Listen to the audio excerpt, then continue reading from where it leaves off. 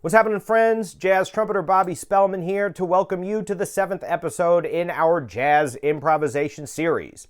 So far in the series, we have discussed the foundations of jazz theory and have gone over some of the most common chord progressions that you will find in your favorite jazz standards that resolve to a major chord as the tonic chord. But I can hear you out there in the ether saying to me, "But Bob, I'm tired of all these goody two-shoes, consonant, happy major chords. I want to get into some chord progressions that will enable us to get to the depths of the darkness of the human condition, to cover the sadness and anger and depravity inherent in the struggle that is being a human being on Earth." Well, today you are in luck because we are going to cover the minor 2-5-1. We're going to get into the chords and scales that are involved in a 2-5-1 in a minor key so that you can feel comfortable playing your favorite jazz standards that incorporate some more minor sounds into the harmonic progression. So come with me today. We will bring the rhythm section back and play some minor 2-5-1s on this exciting episode of Theory with Bob. All right, gang, and we're back today talking about minor 2-5-1s. Once again, I have the pleasure of welcoming back to the studio Julia Chen on the electric piano. We have Julian Smith on the upright bass and Evan Hyde on the drum set. So the minor 2-5-1 is similar to a major 2-5-1 in that you have, in terms of the bass motion, the 2 of the key, the 5 of the key, and the 1 of the key. But in the case of a minor 2-5-1, the key is going to be a minor key. So today we're going to be talking about minor 2-5-1s in C minor. So in this case, the 2 of C minor is going to give us a little bit of a different structure than we had in the major 2-5-1, and 2-5-1 resolving to a major key. In this case, we are going to have a D minor 7 flat 5 chord. Now that D minor 7 flat 5 gives us the 1, the flat 3, the flat 5, and the flat 7. In the case of D minor 7 flat 5, that gives us a D, F, A flat, and C. This is often called a half diminished chord, but for the sake of clarity, I'm going to be calling it a minor 7 flat 5. And this is an easy one because we can almost always use the Locrian mode over a minor 7 flat 5 chord. Another option would be Locrian with a sharp 2, but we're going to stick with Locrian today because that's a very popular choice on this particular chord. And that is going to sound like this. Hold the chord.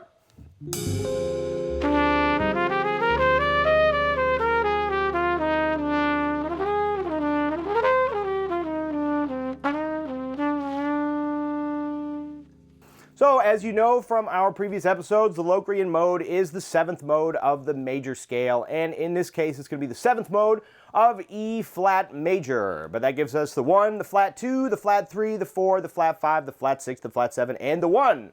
All right, now we're going to move on to the 5 chord in a minor 2-5-1, and this is going to have a little bit of a different structure than it did in the major 2-5-1s as well, in that we are going to have typically a flat 9 and either a flat 13 or a sharp 5, depending on how you want to look at it. It depends on what kind of chord you're dealing with, whether we're calling it a flat 7, flat 13, or an altered chord. We'll talk a little bit more about that later. But if we have, in this case, a G7, flat 9, flat 13, that is going to sound like this. Now you have a lot of options as to what you might play over a chord such as this. Commonly, this chord might be called an altered chord, but altered chords, if we want to be really specific about it, will also imply a sharp 4 and the sharp 5 rather than the flat 6 coming from that altered scale. If we want to be really specific about the altered chord sound, that might sound something like this. But more often than not, we will be talking about it as a flat 9, flat 13, because it's not always necessary to include the sharp 4 in the dominant chord in a minor 2-5-1. Now Julia, who's playing the piano here, I wonder if you could tell us what you would often play for a voicing for the 5 in a minor 2-5-1. Right, so I would play what I think pianists would call an altered chord, which doesn't necessarily even include the 5, so it doesn't solve the whole 5 debate that we're talking about. But what I would play would be probably something like that, which includes the major third, the flat 13, or the sharp 5, depending on what you're talking about, the flat 7, and the minor third. So it has both major and minor thirds, which makes this kind of like almost an octave tension thing going here, and then the flat 6 and flat 7, or the inversion of that. That's a very important point as well. I almost left out is the altered includes both the sharp 9 and the flat 9, or the flat third, depending on how you want to look at it. But the sharp 9 and the flat 9 can be included. How often would you include the flat 9 in that voicing as well? Let me think about that. Well, I don't have enough. Oh no, I do have enough fingers. Sometimes. All right, we'll take it. One thing that's important to remember is that these things are fairly malleable, and depending on the nature of the tune that you're dealing with, that may imply certain notes in a chord, so it's always worth checking out the actual melody of the piece that you're working on, because that's going to give you a lot of information in terms of what you might play over these chords, or what the specific voicing of the chord might be. It also depends on the soloist. The rhythm section is going to have big ears, and they're going to be listening to the soloist to try to figure out how to accompany what the soloist is playing, so you might choose to make different decisions based on that. And our job as horn players and as soloists is to listen to the rhythm section to figure out what they might be doing as well. So there are a couple different options here, but if we play a simple dominant 7th with a, let's call it a flat 9 and flat 13 on here, but we could call it altered. We'll use those terms somewhat interchangeably, although they could specifically mean different things. That's going to sound like this. And there are a couple of different options for what scale I might choose, what mode I might choose to play over this. On the one hand, one popular choice would be the G Phrygian dominant scale. So in this case, let's pretend this dominant chord is going to be made up of the 1, the 3, the natural 3, that's what makes it dominant. Maybe the 5, maybe the sharp 5, the 5 may be omitted, and the flat 7, but we'll also have a flat 9 and a flat 13 or a sharp 5, which are interchangeable. So I might choose to play a variation on the Phrygian dominant scale, and that might sound like this.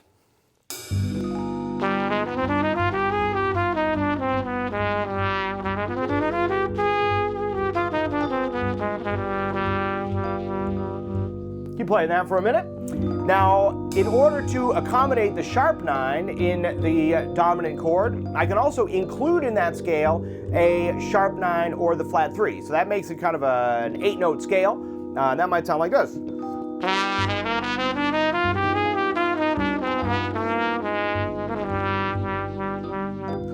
Common choice you might hear people playing is including both the flat 9 and the sharp 9 in that particular scale. It sounds like this.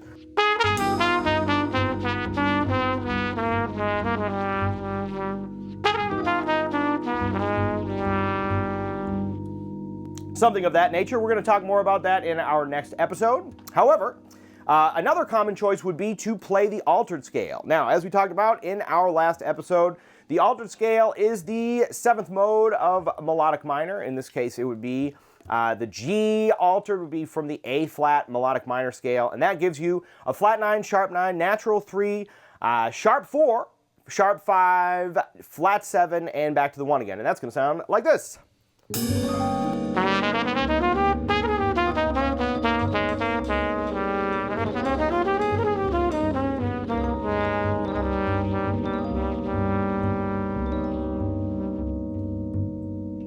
All right, so we got a couple of options. The most popular options would be something, variation on the Phrygian dominant scale or the altered scale on that dominant, the 5 chord in A minor 2-5-1. Now, that brings us to the 1. Now, this also brings with it a certain degree of complexity because you have a minor triad as the basis for the tonic chord in a minor 2-5-1, but then we got to decide what we're going to do with the remaining chords, the remaining notes in the chord, I should say.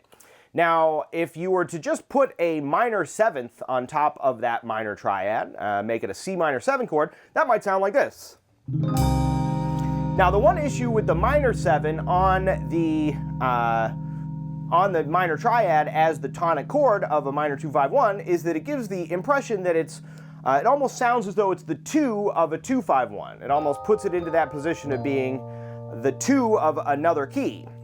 So one way to combat that is to replace the flat 7 on top of this minor triad with either the natural 6 to make it a minor 6 chord, which sounds like this, or to also include from the melodic minor scale the natural 7, which would sound like this. So very often the 1 of a 2-5-1 in a minor key will be played as either a minor 6 or a minor major 7 and variations thereof, including a minor major 9. You know, the piano player may choose to include any number of notes from the melodic minor scale. So, Julia, once again, I wonder if you could tell us a little bit about what you might play as a voicing on a chord such as this. Right, so I would probably be doing either the 6 or the 7 or both, the natural 6 or the natural 7 or both, and then I would probably put the 9 on top, or the, ooh. Well, I have a temptation to put the 4 on top, and then that kind of forces me into putting a flat 7 in there.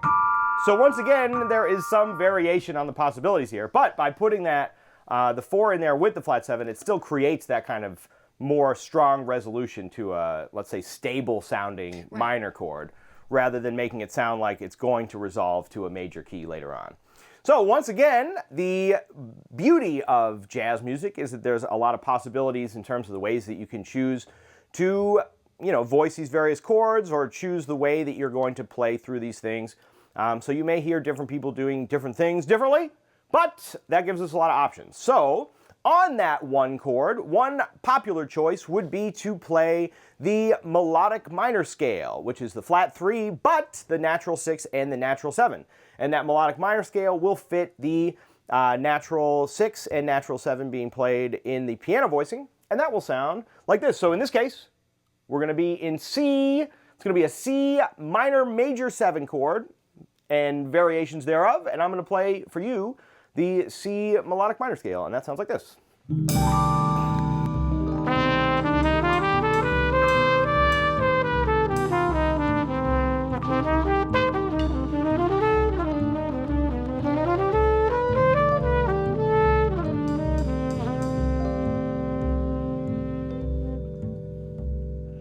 So in that way, you can create that very final sounding resolution to the minor chord at the end of a minor 2-5-1. It's also certainly possible you could play other variations on the minor scale. You could play natural minor if you want in this context. You could play the harmonic minor scale with the flat 6 but the natural 7. You could play the blues scale and imply sort of more of a bluesy sound. But once again, it's worth remembering that if you really land and emphasize the flat 7 on the 1 chord, it may sort of make the chord sound like it's implying a 2 of a 2-5-1.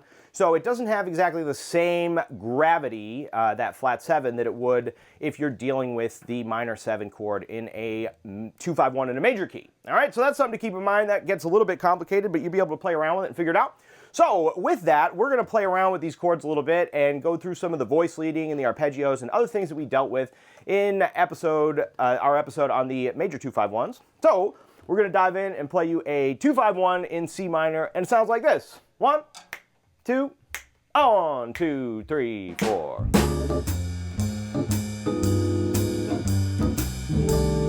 So here we have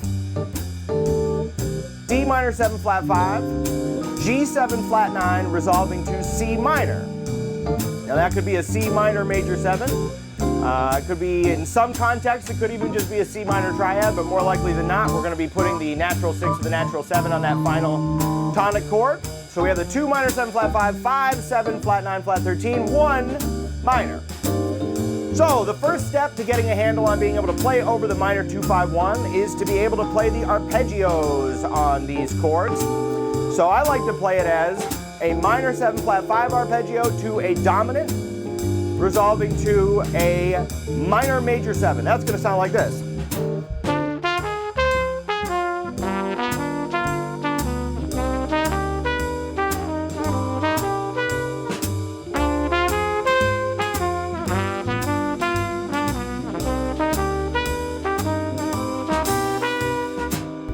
Now, if you're dealing with a particular circumstance in which the 1 chord is clearly identified as, for example, a minor 6 chord, as in the Miles Davis and Cannonball Adderley version of Autumn Leaves from something else, you might choose to play that final 1 chord as a 6 and replace the 7 with the natural 6.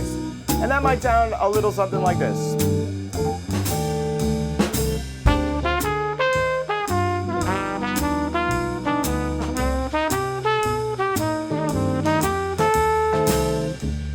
You may also choose to play the dominant chord as an arpeggio which replaces the 5 with a sharp 5 as in the altered scale. But those are choices that you can choose to make, and the choices that you make over a chord progression like this will have a lot to do with the way that you develop your own individual sound as an improviser.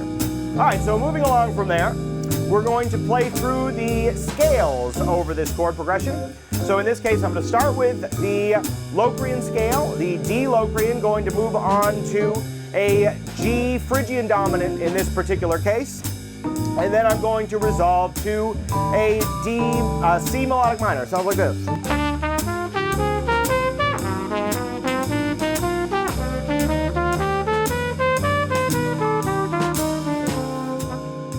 Now, just like in the last 251 video, you'll notice that I'm playing both the arpeggios and the scales in time with the harmonic rhythm of the progression, so as to really develop the sound of that chord progression in my mind, so as to be able to comfortably improvise over it later without having to count too much. Once again, that's going to sound like this.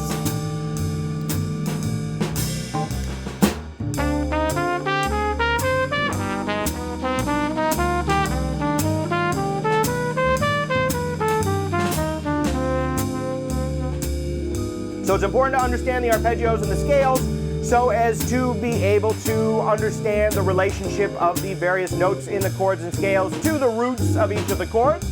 But once you get a handle on that, we can start talking about the voice leading once again. So all these exercises are going to be very similar to the exercises that we did in the 251 episode, but we're going to apply them now to these other chords. So we're going to start by moving from the 3rd of the 2 chord to the 7th of the 5 chord, and then to the 3rd of the 1 chord. In this case, it's going to be an F going to another F, resolving to E flat in this case. So that's the 3rd of the 2 to the 7th of the 5 to the 3rd of the 1. Sounds like this.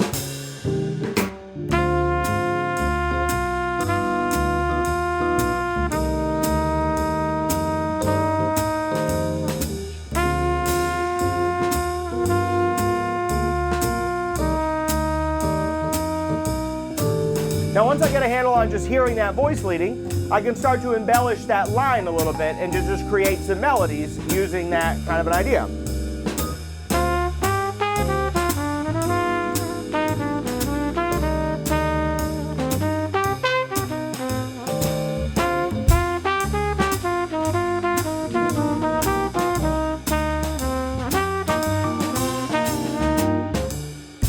Now, we can also use this, we can use the 7th going to the 3rd, going to the 7th, that line through the voices of the chords. And in this case, we're going to start on the 7th of D minor 7 flat 5, which gives us a C natural.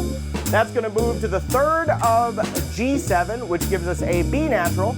And then, for the sake of really bringing out the tonic nature of the minor chord in the final 2 measures, we're going to stay on the minor, the natural 7, I should say, the major 7 of the minor major 7 chord. So that's going to sound something like this.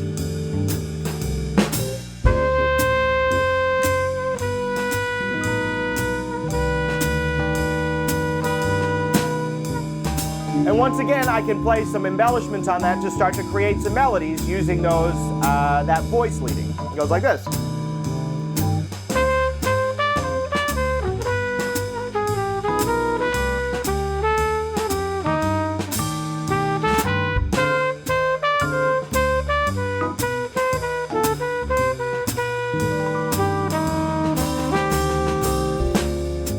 Endless possibilities there. Now, where normally the 3rd and the 7 are really the notes that most define the chord in a 2-5-1 in a major key, we can also include in this sort of exercise of voice leading, the flat 5 of the minor 7 flat 5 chord going to the flat 9 of the dominant chord, resolving to the 5 of the 1 chord. So in that case, we would have, I'm going to go through it with the chords. It's going to be an A flat, moving to an A flat on the G7, resolving to a G on the C minor chord. And that might sound like this.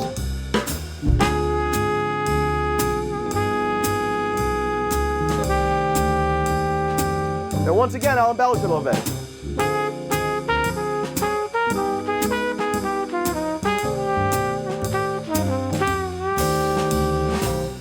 So that just gives you one other line that you can use to really reinforce the sound of the chords, as well as give yourself a little bit of a jumping off point from which you can create new melodies.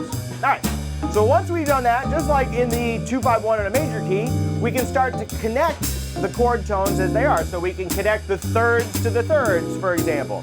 So in the case of a C minor 2-5-1, now we would have F moving to B moving to E flat on the C minor. So once again, you have the third of D minor 7 flat 5 is F, moving to the third of G7 is B, moving to the third of C minor. So we can play around with different melodies that you can use to connect those various chord tones. That might sound like this.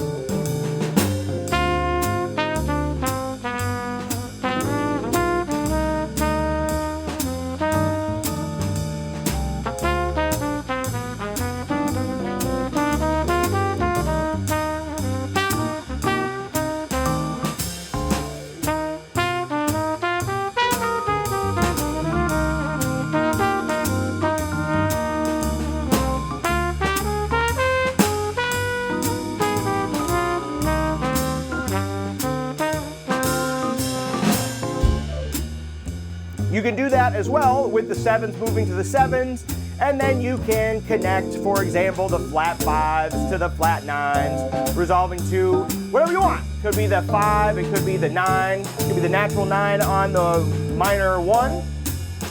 You have endless possibilities here, but your goal is to be able to use some of these scales and arpeggios and chords to explore the different possibilities on this minor 2-5-1 progression. So that might sound a little something like this.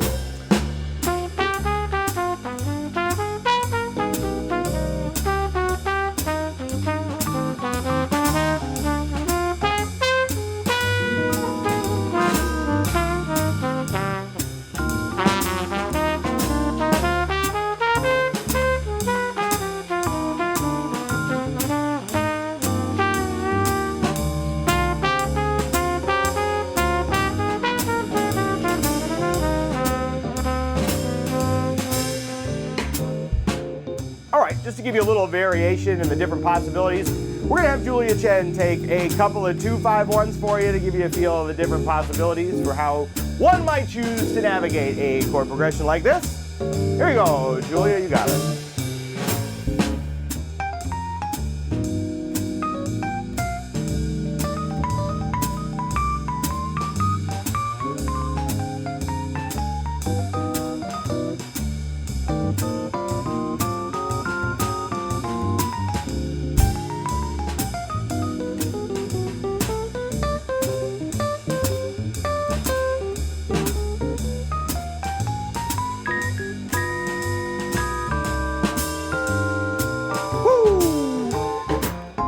All right, now that gives you a lot to work with in terms of the 2-5-1 in a minor key. However, there's one more thing we want to touch on before we go here today, and that is that it is very common in various jazz tunes to use a minor 2-5-1 to resolve to a major chord as the 1 chord. So you will hear frequently for example, minor 7 flat 5 going to a dominant flat 9 resolving to a major 7 chord.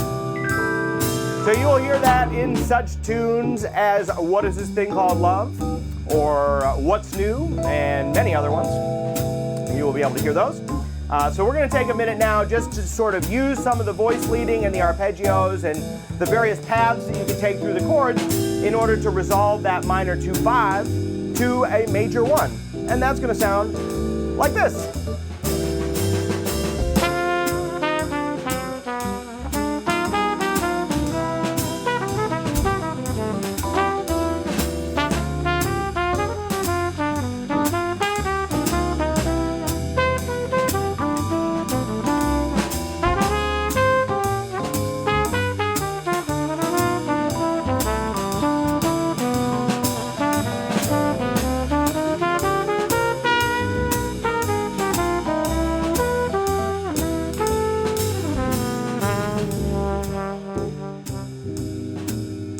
have it, a number of possibilities of varying different ways that you can approach a minor 2-5, either resolving to a 1 minor tonic or resolving to a major chord. Once again, we're going to put up a bunch of PDF in the description below that you can check out these various exercises and different ways that you can navigate these chords and scales. And we'll also be putting up a backing track for this so that you can play along with this lovely rhythm section. But for now, that will bring us to the end of the minor 2-5-1.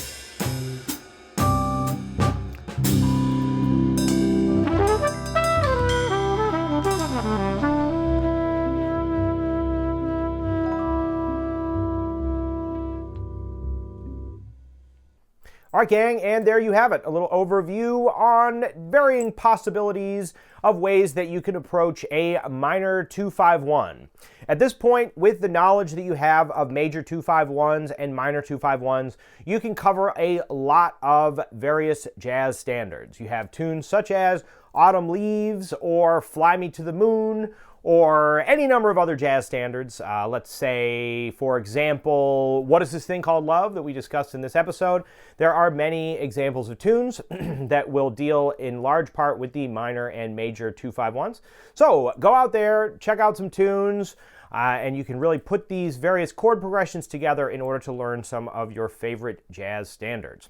If you are looking for lessons in various musical instruments or in jazz theory and improvisation, you can find us on our website at www.ridgewoodschoolofmusic.com or send us an email at ridgewoodschoolofmusic@gmail.com. And if you like this video, be sure to give us a like and subscribe to the channel for more videos like this one. We're going to keep going and cover some more of the most common chord progressions in jazz and discuss some of the theoretical underpinnings that we deal with when we are trying to navigate some of these varying harmonies. All right, gang, have a wonderful time practicing, and I'll catch you in the next one. See ya. Theory with Bob.